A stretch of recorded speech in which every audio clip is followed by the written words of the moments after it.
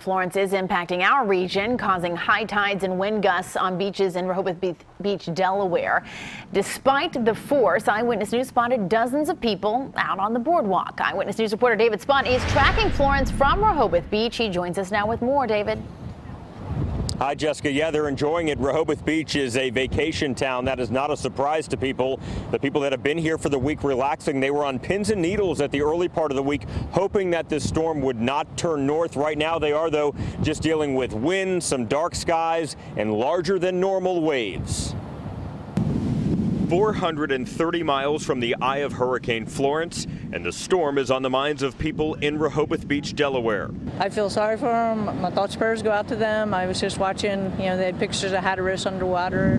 Friday afternoon brought some of the biggest waves to the Delaware coast. Florence, no question, had an impact. The surf is really tough today. A lot of riptides. Kevin Williams is the public works director in Rehoboth Beach. He says his staff spent the week preparing should Florence make a turn north. We're very fortunate that it took that little southerly trek and didn't come a little farther up north on the coast. We're still seeing the remnants of the storm itself and some of the storm surge, but nothing like the folks in North Carolina or South Carolina are seeing. The surf was large enough. Officials here decided to put up the red flags and keep people out of the water, even though some ignored the warning.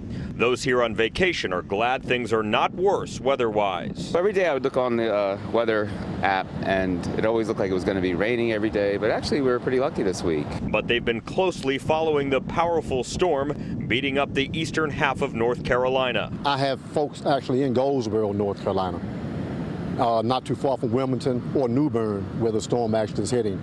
So I know I've been keeping in touch with them. And he did say that they were okay. They did not evacuate, but thank God, he says his family is okay. Coming up tonight at 6 o'clock, we'll talk about some damage here. There has been some weather to talk about in Rehoboth Beach this week, so we will talk about that coming up tonight at 6. Reporting live in Rehoboth Beach, David Spunt, CBS 3 Eyewitness News. David, we'll see you then. Thank you. Now let's go